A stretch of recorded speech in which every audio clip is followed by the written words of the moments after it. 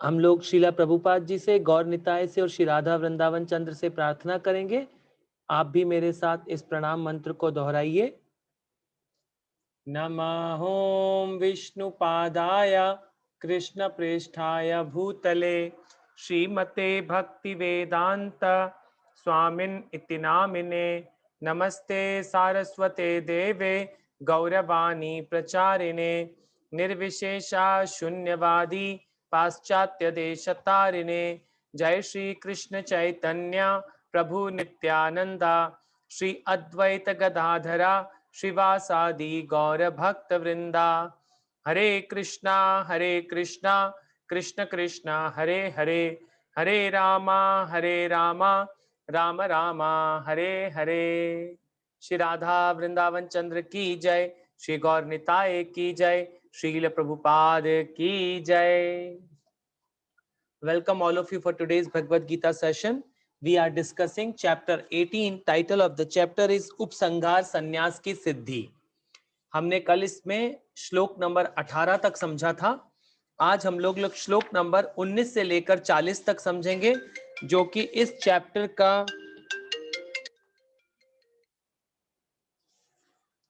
हम लोग आज थर्ड सेक्शन समझेंगे। हम श्लोक नंबर 19 से 40 तक पढ़ने का प्रयास करेंगे। तो इसमें हमने पहले श्लोक में अर्जुन के मन में डाउट था, तो अर्जुन ने भगवान से प्रश्न पूछा कि भगवान सन्यास और त्याग क्या होता है। तो भगवान ने फिर श्लोक नंबर 2 से लेकर श्लोक नंबर 12 तक कर्म योग के बारे में समझाया, क्योंकि हमने कर्म योग कहां पढ़ा था? Chapter number 1 to chapter number 6। तो भगवान ने इन श्लोक नंबर 2 से श्लोक नंबर 12 तक अर्जुन को समरी में बताया कि कर्म योग क्या होता है, कि हमें किस प्रकार एक्शन करना चाहिए। उसके बाद श्लोक नंबर 13 से लेकर श्लोक नंबर 18 तक हमने समझा ज्ञान योग के बारे में, समरी ऑफ ज्ञान योगा। तो कल तक हमने यहां तक समझा था। आज हम श्लोक नंबर 19 से लेकर श्लोक नंबर 40 तक पढ़ेंगे। उसमें प्रभुपाद जी भगवान श्री कृष्ण हमें समझाएंगे modes control the all action. जितने भी आप एक्शन कर रहे हैं इस दुनिया में, जो भी हम एक्शन करते हैं वो मोड्स कंट्रोल करते हैं। ये प्रकृति के 3 गुण जो सतोगुण, रजोगुण, तमोगुण हैं, उनके प्रभाव में आकर हम जो ये बौद्धिक इच्छाएं करते हैं और ये चक्र निरंतर चलता रहता है, ये किस प्रकार होता है, आज हम श्लोक नंबर 19 से लेकर समझना प्रारंभ करेंगे। तो आइए अब हम लोग श्लोक नंबर 19 पढ़ना प्रारंभ करते हैं।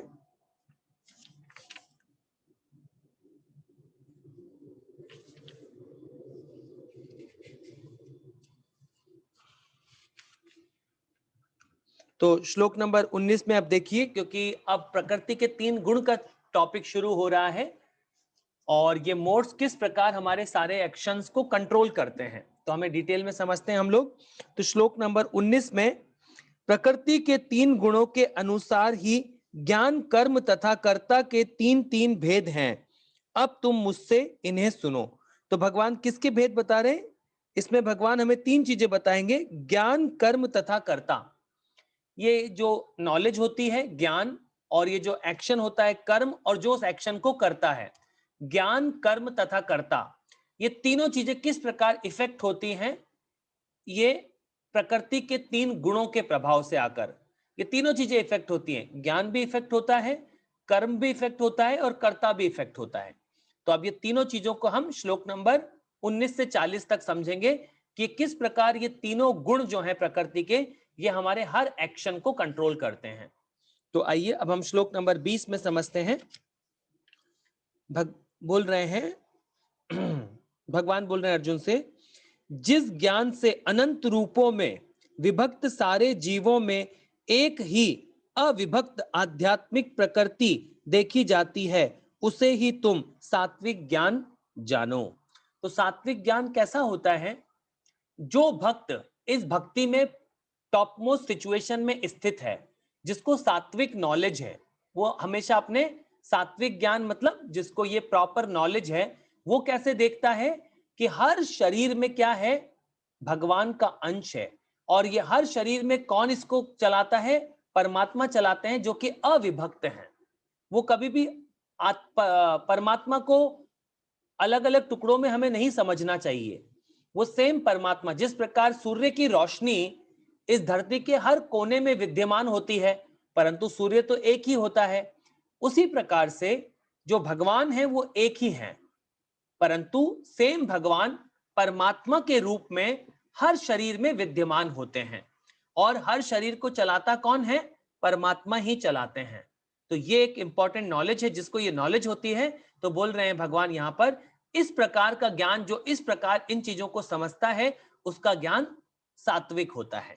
अब देखिए अगले श्लोक में क्या बोल रहे हैं, जिस ज्ञान से कोई मनुष्य विभिन्न शास्त्रों में भिन्न भिन्न प्रकार का जीव देखता है, उसे तुम राजसी समझो।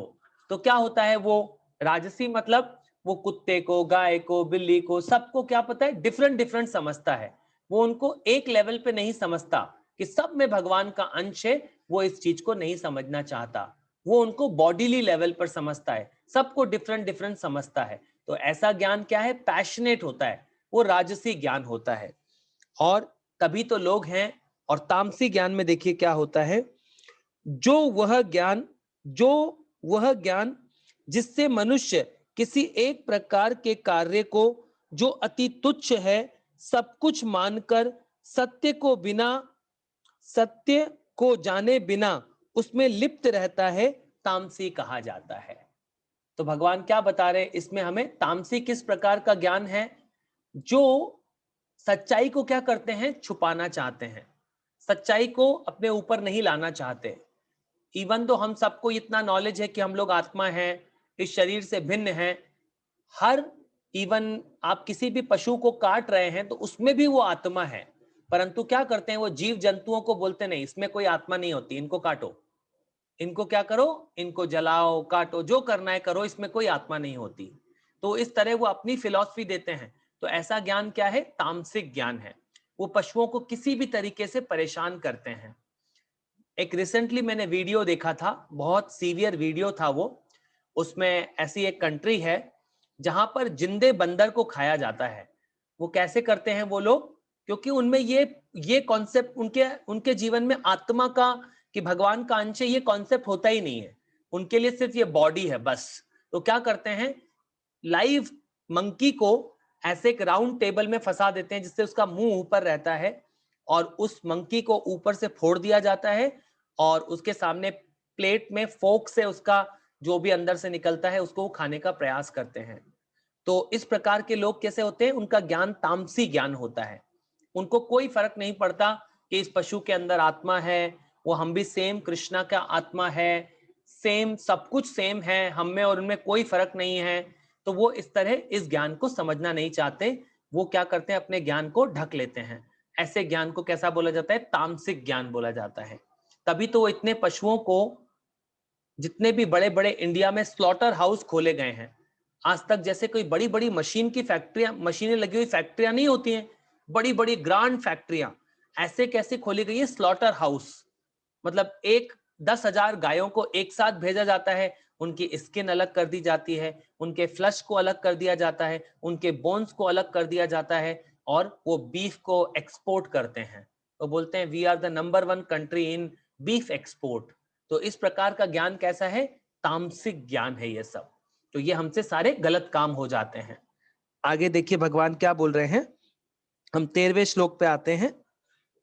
अब 13वें श्लोक में भगवान बोल रहे हैं, जो कर्म, अब देखिए भगवान ने ये अभी तो हमें क्या बता दिया? ज्ञान। अब कर्म के बारे में बता रहे हैं भगवान। जो कर्म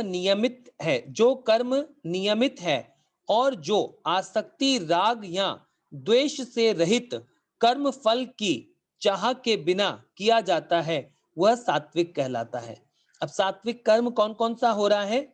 जो सात्विक राग या द्वेष से रहित कर्म फल की चाह के बिना किया जाता है। तो देखिए हमेशा हम कोई भी एक्शन कर रहे हैं, अगर उसमें फल की हमारी आसक्ति है तो उसको क्या बोल रहे हैं भगवान? इस प्रकार के कर्म को भगवान सात्विक नहीं कहते। तो अगर हम कृष्णा को कहना मान लेंगे, हम इस भगवत गीता को पढ़ने से हमारे जीवन में क्या होगा? हम भगवान श्री कृष्ण को अपने जीवन में मान पाएंगे। और जो ये फिलॉसफी दे रहे हैं भगवान, भगवत गीता का हमें ज्ञान दे रहे हैं, इसको अगर हम समझ जाएंगे तो इस प्रिंसिपल को हम फॉलो कर पाएंगे।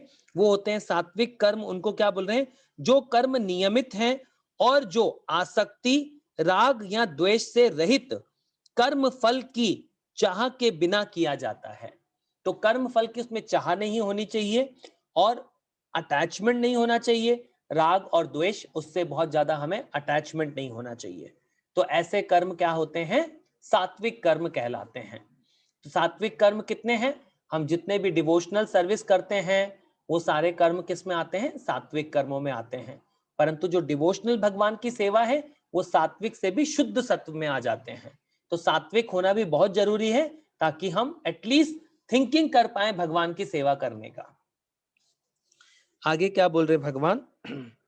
लेकिन जो कार्य अपनी इच्छा पूर्ति के निमित्त प्रयास पूर्वक एवं मिथ्या अहंकार के भाव से किया जाता है वो रजोगुणी कर्म, रजोगुणी कहा जाता है।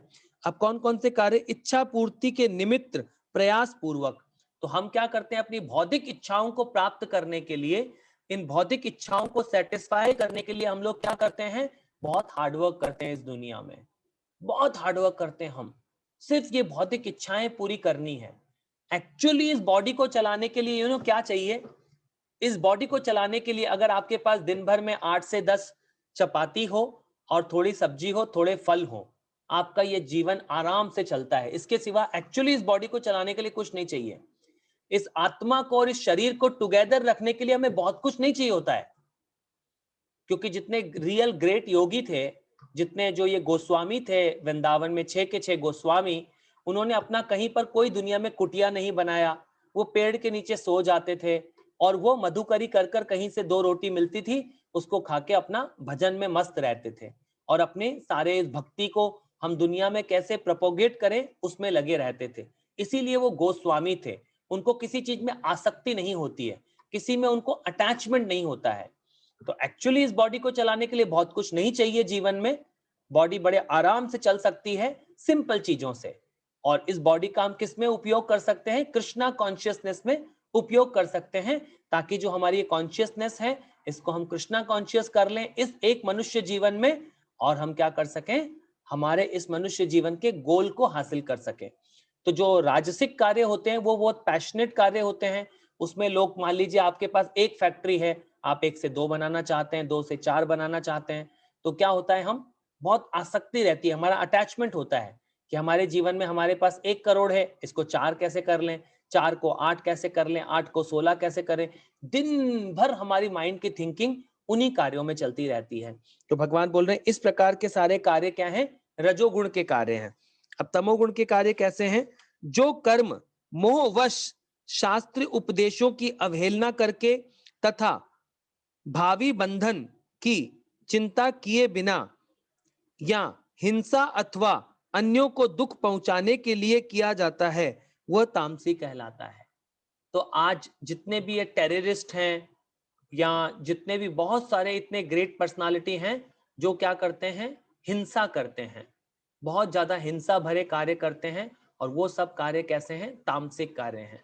जितने भी स्लॉटर हाउस खुल रहे हैं, जितना भी बीफ एक्सपोर्ट हो रहा है, गायों को काटा जाता है, पशुओं को काटा जाता है कंटिन्यूसली, इवन आजकल तो ह्यूमंस को खाने लगे हैं लोग। ऐसे ऐसे देश हैं जहां पे जो माँ के गर्भ से जो फीटस निकलता है, कई बार होता है ना, जो शिशु जन्म नहीं ले पाता है, तो उसको भी लोग खाना चाहते हैं अल्टीमेटली। और उसको बोलते हैं that meat is very soft, so वो उसको भी खाना चाहते हैं। तो जो इतने प्रकार के डेंजर प्रकार के कार्य कर रहे हैं, तो जब वो ऐसे कर्म करेंगे, तामसिक कर्म करेंगे, तो उनको फिर आगे उसी प्रकार की योनि में भगवान पहुंचा देते हैं।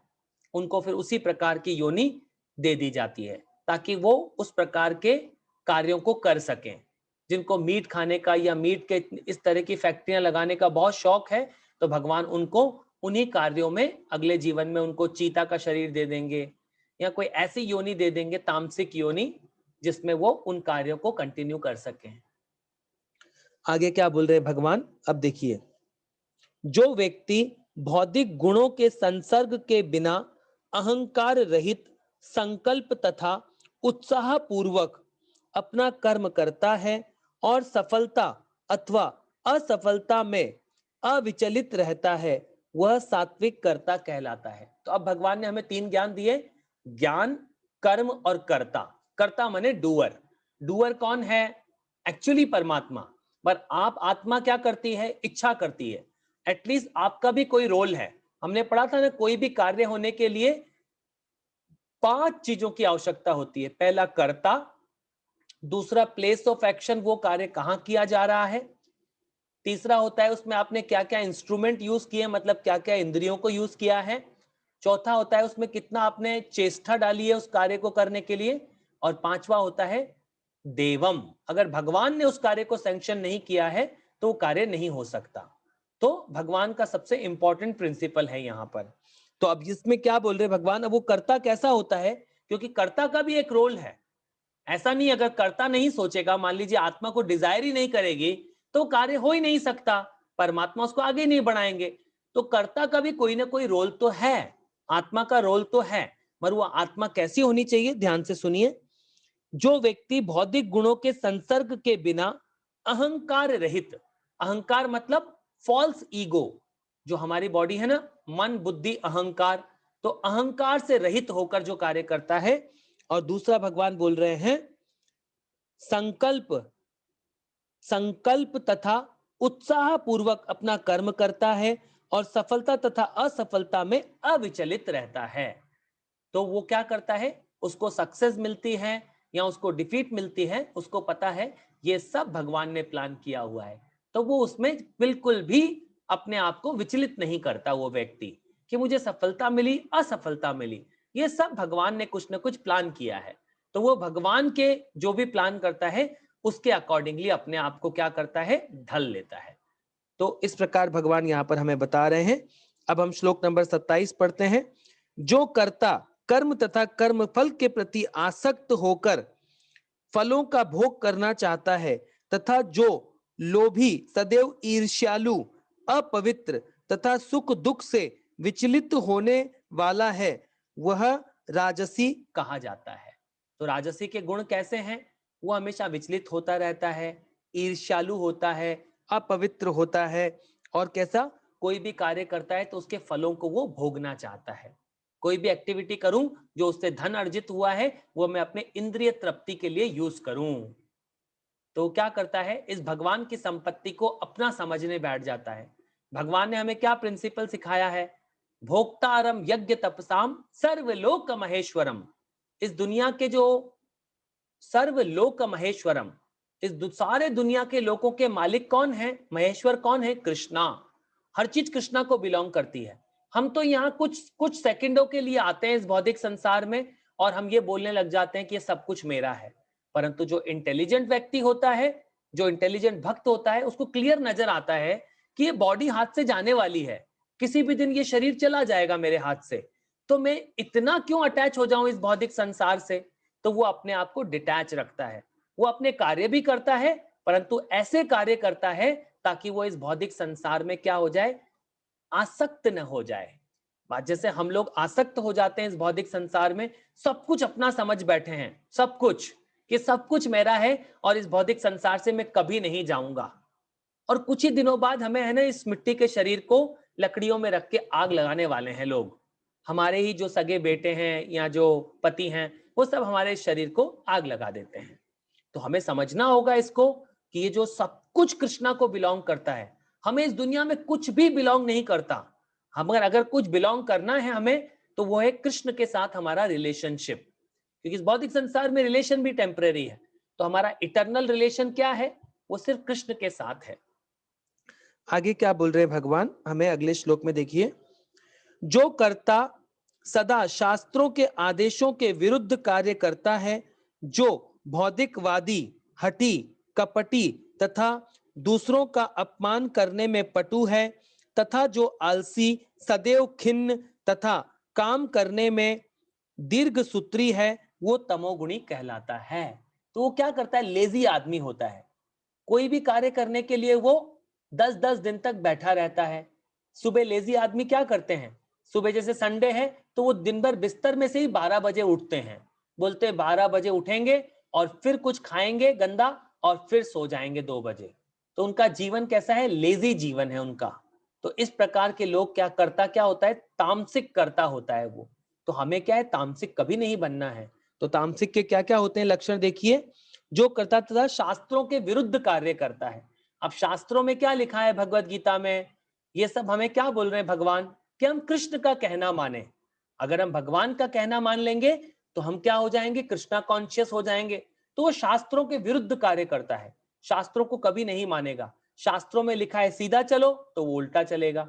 शास्त्रों में लिखा है कि सुबह आपको ब्रह्म मुहूर्त से सूर्य उदय से 1.5 घंटा पहले उठना चाहिए, तो वो क्या करेगा, 10 घंटे बाद उठेगा।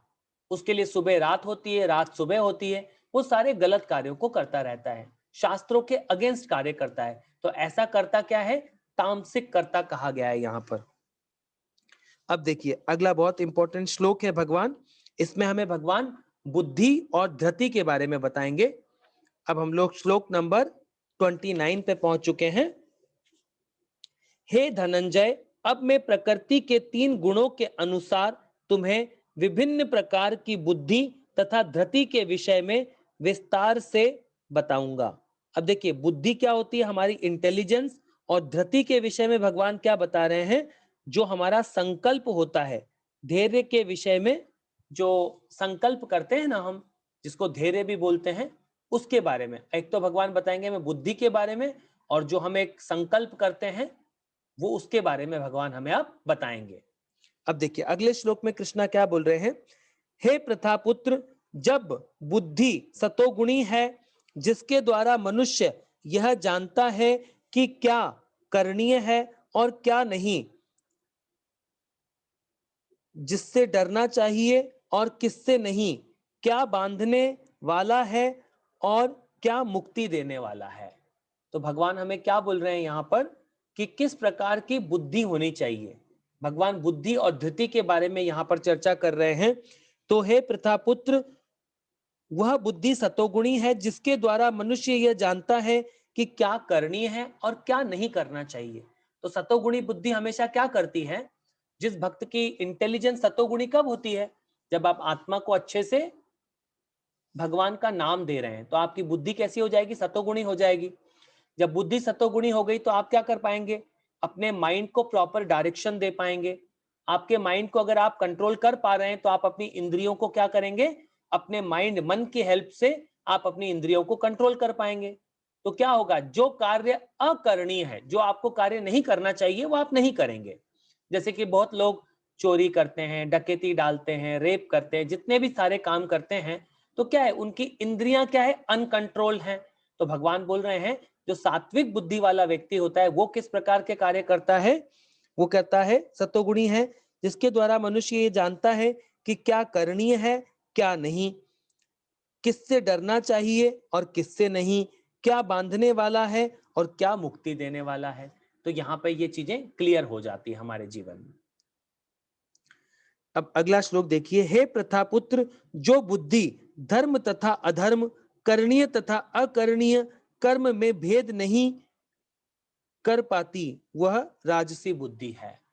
तो धर्म और अधर्म में भेद नहीं कर पाती, वो क्या समझते हैं ऐसी बुद्धि, कि जो भी अधर्म के कार्य हैं उन सब में वो प्रवृत्त हो जाता है। तो इस प्रकार के बुद्धि को क्या बोला गया है, राजसिक बुद्धि बोला गया है।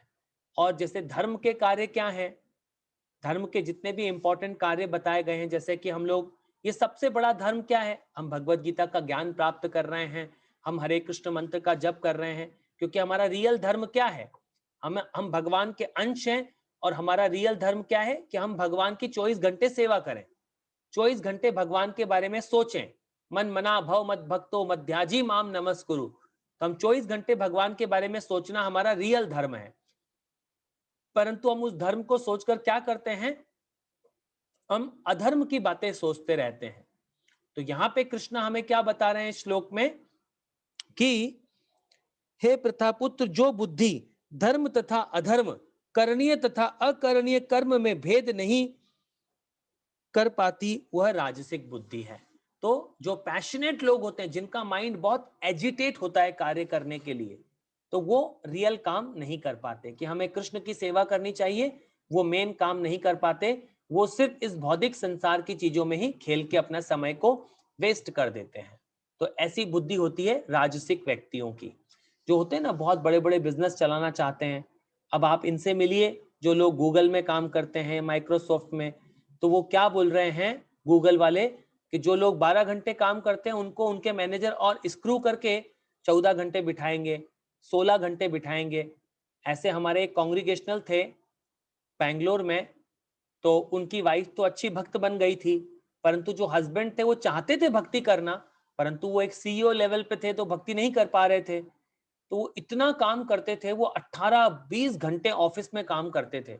वो सिर्फ उनको 4 या 5 घंटे मिल पाते थे ताकि वो अपने बॉडी को रिलैक्स कर सके। मगर सोचिए जो आदमी 18 घंटे कंप्यूटर पे इतनी सारी टफ जॉब कर रहा है, तो एक दिन उनको सीवियर हार्ट अटैक आया उसी जगह पर और वो ऑन द स्पॉट एक्सपायर हो गए। तो इस तरह के कार्यों का हमें कोई फायदा नहीं है हमारे जीवन में। हमें तो हमारा एक लिमिटेड काम करना चाहिए और रिमेनिंग हमारे सारे समय को कृष्णा कॉन्शियसनेस में लगाना चाहिए। सीरियस जब हम प्रभुपाद जी की बुक्स पढ़ते हैं और हम साथ में हरे कृष्ण मंत्र का जप करते हैं, क्योंकि ये सब जो भी आपको मिलना है ऑलरेडी डिस्टाइंड है हमारे जीवन में, तो हमें हमारे समय को बचाना चाहिए। किसके लिए? कृष्णा कॉन्शियस एक्टिविटीज करने के लिए। जब हम ऐसा करेंगे, हमारे जीवन में हमारे समय को बचाएंगे और उसको कृष्ण भक्ति में लगाएंगे, कृष्णा कॉन्शियस प्रोसेस में लगाएंगे, तो वो इस मनुष्य जीवन का सबसे इंपॉर्टेंट कार्य होता है। अगर हम ऐसा नहीं करते हैं तो ये माया क्या करेगी? हमें माया की सेवा में लगाएगी। माया की सेवा मतलब शास्त्रों के अगेंस्ट हम लोग कार्य करेंगे। अगले श्लोक में देखिए, जो बुद्धि मोह तथा अहंकार के वशीभूत होकर अधर्म को धर्म तथा धर्म को अधर्म मानती है, वह सदैव विपरीत दिशा में प्रयत्न करती है। हे पार्थ, वह तामसी बुद्धि है। तो तामसी बुद्धि कैसी है? हमेशा उन व्यक्तियों की बुद्धि कैसी होती है? वो स्लॉटर हाउस खोलेंगे और उनकी बुद्धि काम ही ऐसे करती है कि हम क्या करें, ये इंडिया को फॉरेन एक्सचेंज चाहिए तो चलिए बीफ का एक्सपोर्ट करते हैं। तो ये जो हमारे लीडर हैं, आज पूरे भारत के लीडर हैं, उनकी भी बुद्धि कैसी हो गई है? तामसिक बुद्धि हो गई है। अभी जैसे कोरोना काल में, इस कोविड पीरियड में उन्होंने जितनी भी वाइन्स की शॉप थी उसको किस में डाल दिया? असेंशियल्स में डाल दिया कि वाइन्स की शॉप तो खुलनी चाहिए, ये बहुत इंपॉर्टेंट है। तो ये तामसी बुद्धि है ना। लोग, गवर्नमेंट को थोड़ा सा पैसा चाहिए, उसके लिए वो क्या कर रहे हैं? सभी को वाइन पीने का आदत डाल रहे हैं। अगर लोग ऐसी एक्टिविटीज करेंगे तो क्या होगा? वो शास्त्रों के अगेंस्ट, तो वाइन पिएंगे तो सारे गलत काम करेंगे। गलत काम करेंगे क्या? मीट खाएंगे, इलिसिट सेक्स करेंगे, इन सब कार्यों में अपने जीवन को वेस्ट कर देंगे। मनुष्य लाइफ को या इस ह्यूमन बॉडी की एनर्जी को वेस्ट कर देते हैं। वो नहीं समझ पाते कि हमारे इस मनुष्य जीवन का मेन पर्पस क्या है। तो भगवान यहाँ पे हमें तामसी बुद्धि के बारे में बता रहे हैं। इसके बाद आइए भगवान हमें धृति के बारे में बताएंगे। हे प्रतापुत्र, जो अटूट हैं, जिसे योगाभ्यास द्वारा अचल रहकर धारण किया जाता है और जो इस प्रकार मन प्राण तथा इंद्रियों के कार्यकलापों को वश में रखती है, वह धृति सात्विक है। तो धृति किसे बोला गया है? दृढ़ संकल्प को या धैर्य को बोला गया है। तो वह धृति क्या है? दृढ़ संकल्प क्या है? सात्विक कैसा होता है? हे प्रतापुत्र, जो अटूट है, जिसे योगाभ्यास द्वारा अचल रहकर धारण किया जाता है और जो इस प्रकार मन प्राण तथा इंद्रियों के कार्यकलापों को वश में रखती है। तो जो उसकी धृति प्यूरिफाई होती है, तो वो कैसे कार्य कर पाते हैं? वो अपने आप को सही कार्यों में लगा पाते हैं। अब देखिए भगवान इसके परपोर्ट में बहुत सुंदर बात बता रहे हैं। योग परमात्मा को जानने का साधन है। जो व्यक्ति मन प्राण तथा इंद्रियों को परमात्मा में एकाग्र करके दृढ़ता पूर्वक उसमें स्थित रहता है, वही कृष्ण भावनामृत में तत्पर होता है। ऐसी धृति सात्विक होती है। तो यहाँ पे सात्विक धृति की बात की गई है कि वो कैसी होती है? एकाग्र करके दृढ़ता पूर्वक उसमें लगाता है। वो क्या करता है? अपने इस मन को कंटिन्यूसली कंट्रोल करता है, अपनी इस बुद्धि को, और वो भगवान में डाइवर्ट करता है। तो दृढ़ संकल्प से बात हो रही है यहाँ पर। अगले श्लोक में देखिए, लेकिन है अर्जुन, जिस धृति से मनुष्य धर्म अर्थ तथा काम के फलों में लिप्त बना रहता है, वो राजसी है। और हे पार्थ, जो धृति स्वप्न, भय, शोक, विषाद तथा मोह से परे नहीं जाती, ऐसी दुर्बुद्धिपूर्ण धृति तामसी है। तो यही है अल्टीमेटली, हमें ये मोड्स क्या कर रहे हैं, इसको कंट्रोल करते हैं। हम कभी कभी सतोगुण, रजोगुण, तमोगुण में रहकर ये सारे के सारे जितने भी हैं हमारे कर्ता को, मतलब हम अपने कर्मों को और ज्ञान को क्या हो रहा है, ये शेक हो रहा है हमारे जीवन में। तो इसको ही भगवान यहाँ पर समझाना चाह रहे हैं। अगले श्लोक में देखिए, हे भरत श्रेष्ठ, अब तुम मुझसे तीन प्रकार के, क्या बोल रहे हैं, अब तुम मुझसे तीन प्रकार के सुखों के विषय में सुनो, जिसके द्वारा बद्ध जीव भोग करता है और जिसके द्वारा कभी कभी दुखों का अंत हो जाता है। तो अब भगवान क्या टॉपिक ला रहे हैं, तीन प्रकार के सुखों के विषय में सुनो, जिसके द्वारा बद्ध जीव भोग करता है और जिसके द्वारा कभी कभी दुख का अंत हो जाता है। इसका मतलब वो कृष्णा कॉन्शियसनेस में लगने की बात बोल रहे हैं। जो प्रारंभ में विष जैसा लगता है लेकिन अंत में अमृत के समान है, और जो मनुष्यों में आत्म साक्षात्कार जगाता है, वो सात्विक सुख कहलाता है।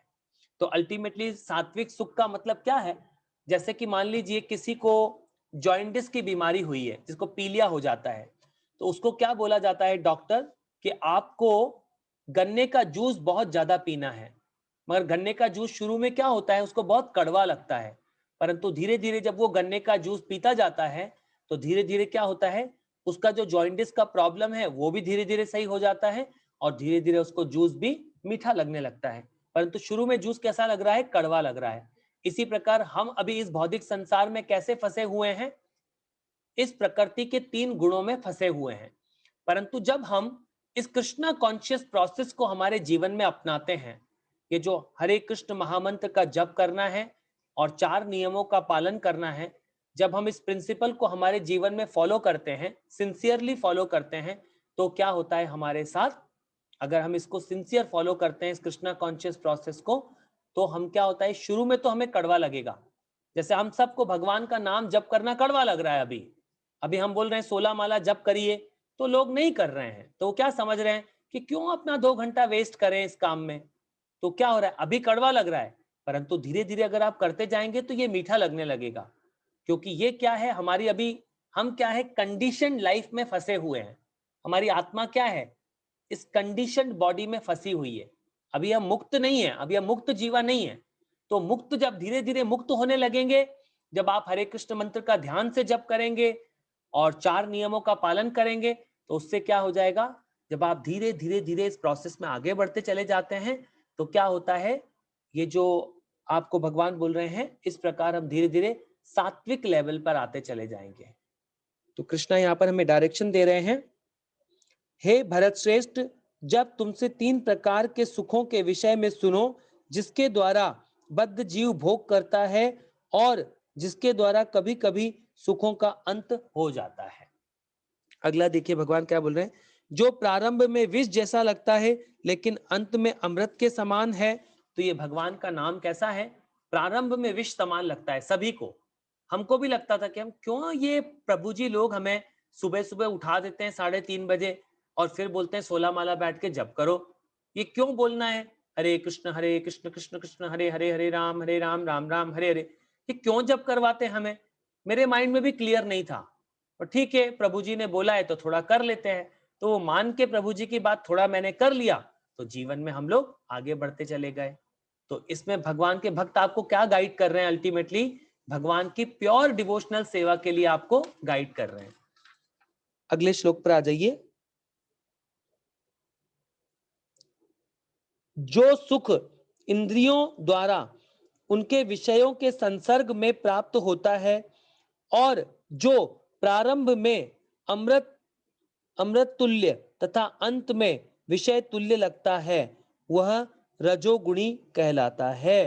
तो प्रारंभ में कैसा लग रहा है, ये इंद्रिय तृप्ति करने का कैसा मजा आता है मेरा, आज से वाह 1 फैक्ट्री हो गई, वाह 2 फैक्ट्री हो गई, वाह 3 फैक्ट्री हो गई, वाह ये भी कर लिया मैंने अपने जीवन में, ये भी कर लिया, ये भी कर लिया।